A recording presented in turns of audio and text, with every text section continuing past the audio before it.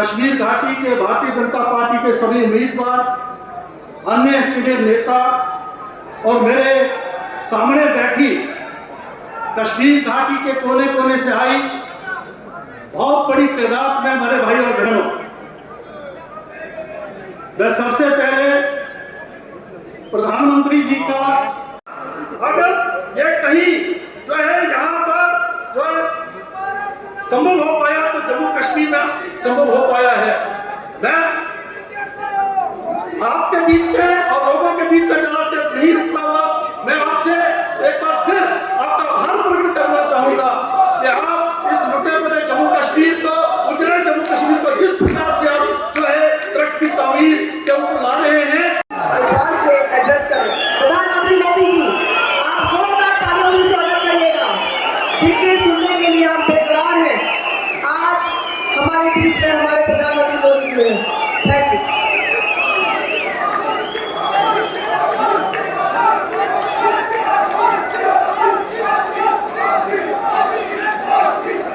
कल ही यहां 7 जिलों में पहले दौर की वोटिंग शुरू हुई। पहली बार दहशतगर्दी के साए के बिना ये वोटिंग हुई। हम सभी के लिए ये बहुत खुशी की बात है, गर्व की बात है कि इतनी बड़ी तादाद में लोग वोटिंग के लिए अपने घरों से बाहर निकले। युवा हो, महिलाएं हो, बुजुर्ग हो, सभी ने खुले मन से वोटिंग की। किश्तवाड़ में 80% से ज्यादा वोटिंग, डोडा में 71% से ज्यादा वोटिंग, रामबन में 70% से ज्यादा। ये नया इतिहास आपने रचा है। ये नया इतिहास जम्मू कश्मीर के लोगों ने रचा है। ये दिखाता है कि जम्मू कश्मीर के लोगों की एस्पिरेशंस नई ऊंचाई पर है। आज दुनिया देख रही है कि कैसे जम्मू कश्मीर के लोग भारत के लोकतंत्र को मजबूत कर रहे हैं। इसके लिए मैं जम्मू कश्मीर की आवाम को मुबारकबाद देता हूं।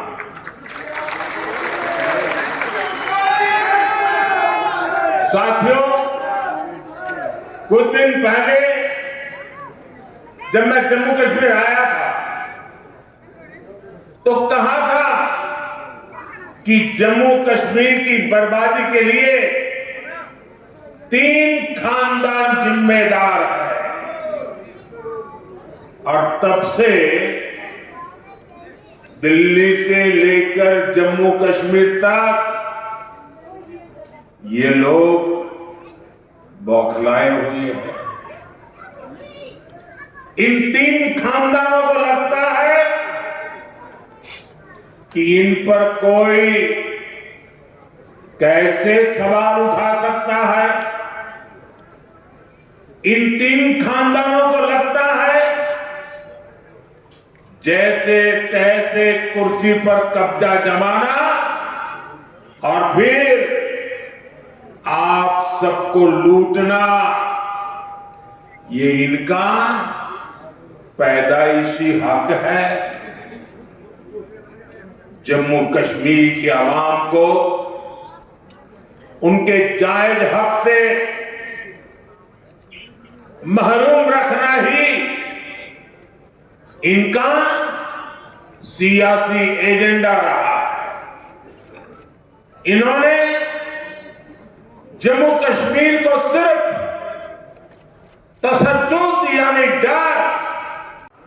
यानी अराजकता ही दी है। लेकिन अब जम्मू कश्मीर इन 3 खानदानों में के शिकंजे में रहने वाला नहीं है।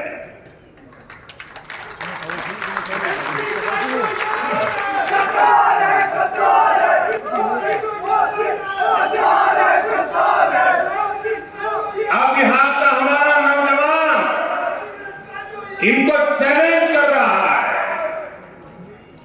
जिन नौजवानों को इन्होंने आगे नहीं बढ़ने दिया, वही नौजवान इनके खिलाफ मैदान में उतर आए। साथियों, इन 3 खानदानों के राज में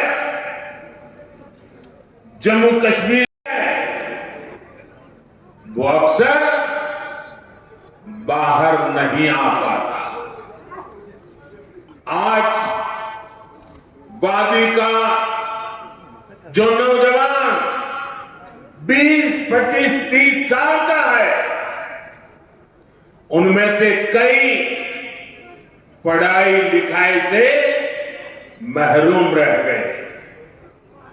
बहुत सारे ऐसे हैं जिनको 10वीं, 12वीं या कॉलेज तक पहुंचने में देश के बाकी बच्चों से ज्यादा साल लगे। ये इसलिए नहीं हुआ कि जम्मू कश्मीर के हमारे नौजवान फेल हुए, बल्कि ये इसलिए हुआ क्योंकि कांग्रेस, एनसी और पीडीपी के 3 खानदान फेल हुए थे।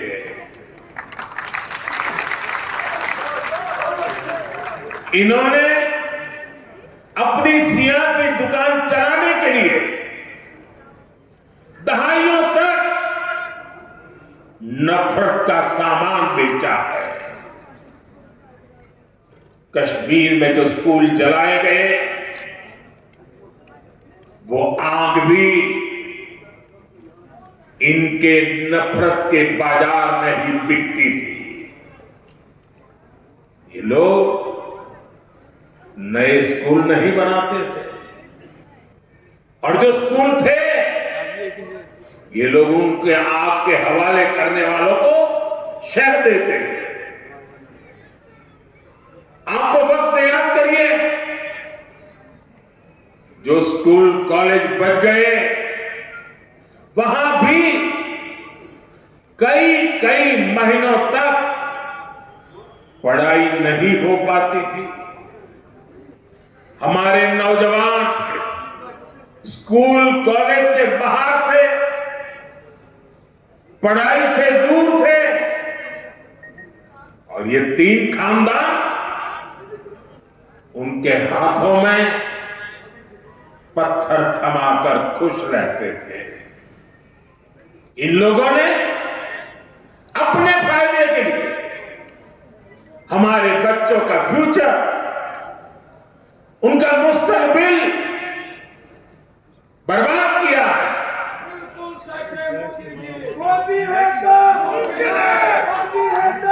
कराना,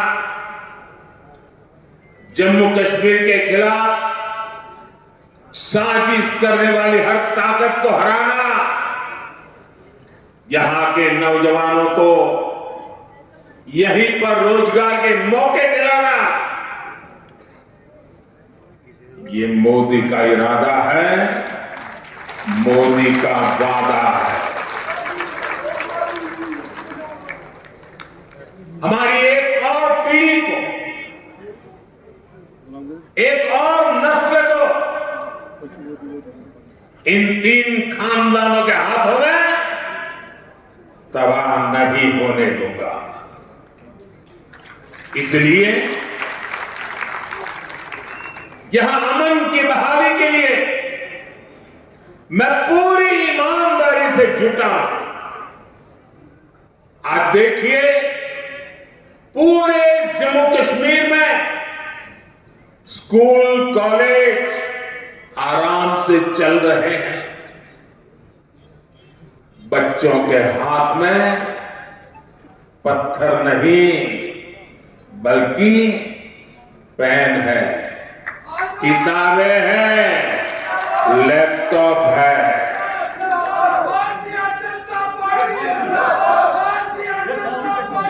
आज स्कूलों में आग लगने की खबरें नहीं आती।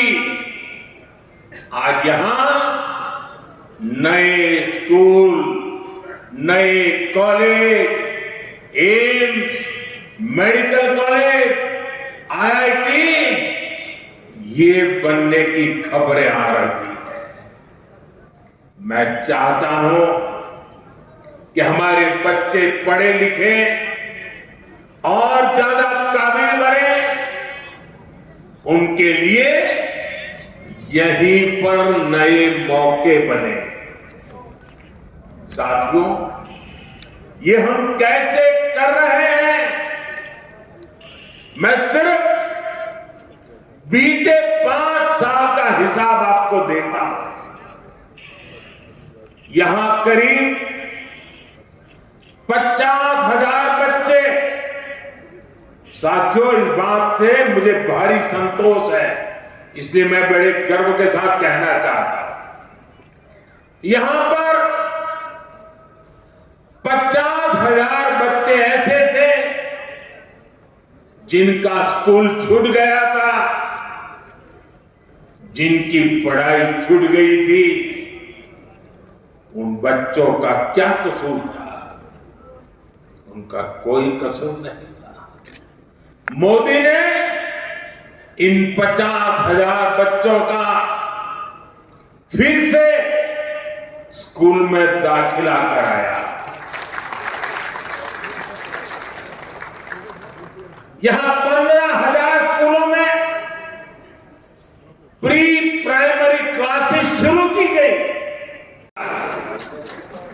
साथियों, जमहूरियत को लेकर यही आस, यही उम्मीद बड़ी कामयाबी की तरफ ले जाने वाली पहली सीढ़ी है। आप देखिए, यहां साफ होता है कि ग्रास रूट डेमोक्रेसी बल है, तराने शरीफ है, जामिया मस्जिद है, ख्वाजा नक्शबंद साहिब दरगाह जैसे स्थान है, यहां शंकराचार्य मंदिर है, ज्येष्ठा माता बसी है, खीर भवानी है। इन 3 खानदानों के राज में हमारी एक पवित्र जगह भी महफूज नहीं थी। बीते दशकों में या फिल्मों की शूटिंग बंद हो गई थी, यहां सिनेमा हॉल पर भी ताला लग गया था।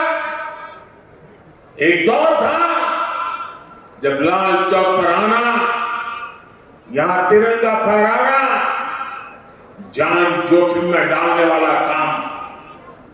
बरसों तक यहां लोग लाल चौक में आने से डरते थे, लेकिन अब तस्वीर बदल गई। श्रीनगर के बाजारों में अब ईद और दिवाली दोनों की रौनक देखने को मिलती है। 3 दहाइयों के बाद अब जाकर यहां मुहर्रम का जुलूस निकल पाया है। अब लाल चौक बाजार में देर शाम तक चहल पहल रहती है। यहां बच्चे खेलते हैं, यहां देश दुनिया से जो टूरिस्ट आ रहे हैं, रिक्शा हो, टैक्सी से लेकर दुकान, ढाबे और शिकारे वाले तक हर कोई शांति से अपनी रोजी रोटी कमा रहा है। ये अमनो अमान, ये साजगार, ये माहौल, ये काम किसने किया है?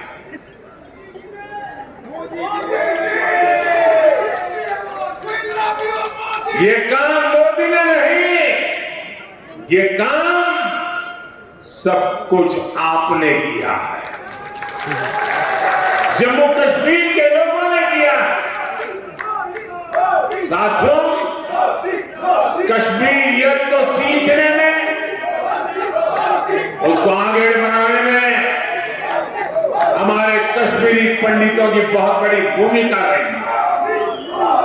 लेकिन 3 खानदानों की एनसीपी पे सिर पर सिर बंटवारा किया, लेकिन बीजेपी सबको जोड़ रही है।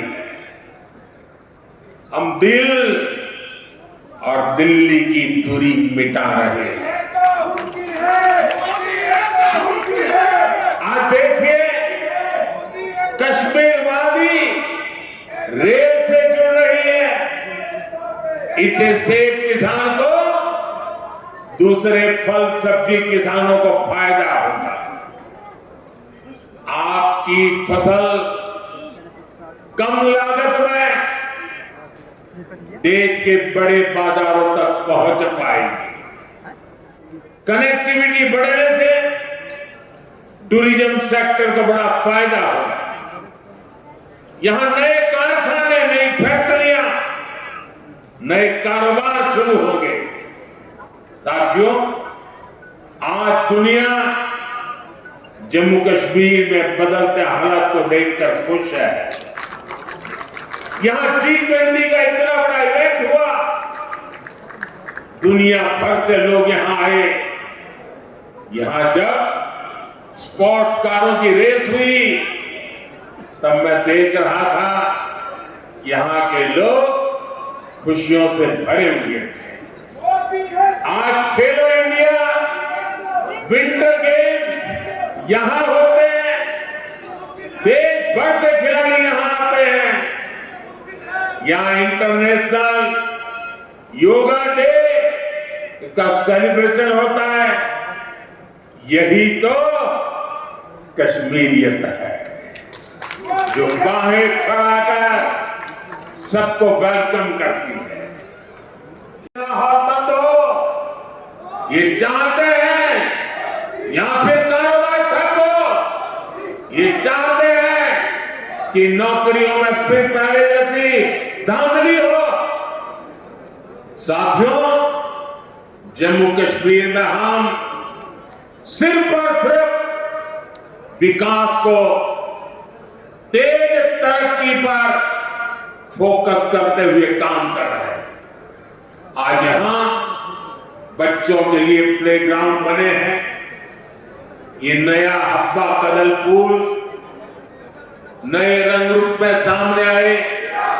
जीरो ब्रिज और अब्दुल्ला ब्रिज, गांदरबल में वाइट ब्रिज, डल लेक और झेलम के इर्द गिर्द की सुंदरता, श्रीनगर की सड़कों पर दौड़ती इलेक्ट्रिक बसें, चकाचक पोलो व्यू मार्केट, आज चारों तरफ जो ये नयापन आ रहा है, जो खूबसूरती बढ़ रही है, ये सारे काम पहले भी हो सकते थे। लेकिन आज जो ईंट, जो पत्थर, आपके रोड, आपके घर, आपकी इमारत में बनाने में लग रहे हैं, उनसे पहले कुछ लोगों ने आलीशान महल बनते थे। साथियों, नेशनल कॉन्फ्रेंस, पीडीपी और कांग्रेस के पास बताने के लिए काम नहीं, सिर्फ और सिर्फ नाकामियां है, नाकामियां। इन लोगों ने कश्मीर को सिवाय बर्बादी के आज कुछ नहीं दिया। जबकि बीजेपी गरीब, किसान, नौजवान और महिलाएं सबके लिए बहुत बड़े इरादों के साथ इलेक्शन में उतरे। यहां बीजेपी सरकार बनेगी तो किसानों के खाते में 6,000 से बढ़ाकर हर साल जमा होंगे। यहां बनने वाली बीजेपी सरकार हर परिवार की सबसे बुजुर्ग महिला के खाते में हर साल 18,000 रुपये जमा करेगी। आज जम्मू कश्मीर के हर परिवार के पास 5 लाख तक मुफ्त इलाज की सुविधा है। यहाँ बीजेपी सरकार बनी तो 7 लाख रुपए तक मुफ्त इलाज मिलेगा। बीते सालों में यहाँ गरीबों को हजारों घर मिले हैं। अब दिल्ली की केंद्र सरकार यहाँ 24 घंटे बिजली और वो भी मुफ्त बिजली देने के लिए काम कर रही है।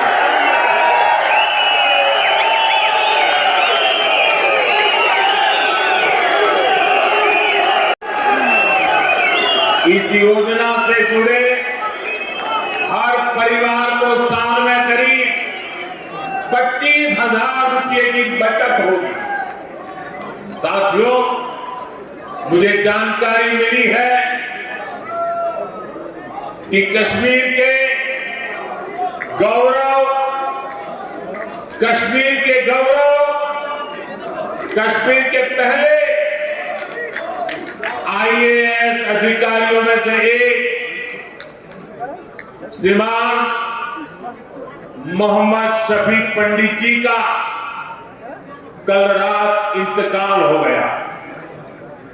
रिटायरमेंट के बाद भी वो समाज के हित में लगातार काम करते रहे।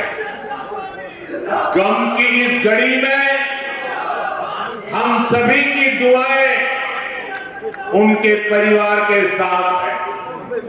साथियों, बीजेपी जो कहती है वो 100% पूरा करती है। हमने देश की संसद में कहा है कि जम्मू कश्मीर फिर से स्टेट बनेगा और बीजेपी ही इस कमिटमेंट को पूरा करेगी। लिहाजा मेरी आपसे अपील है, 25 सितंबर को वोटिंग के सारे रिकॉर्ड टूटने चाहिए। सारे रिकॉर्ड तोड़ोगे ना, भारी मतदान करोगे ना, इतिहास में नाम दर्ज कराओगे ना, आप बीजेपी को जरूर मौका दें।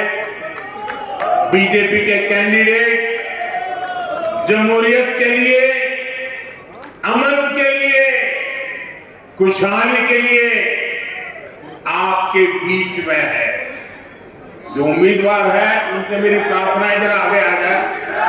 जो चुनाव लड़ रहे हैं,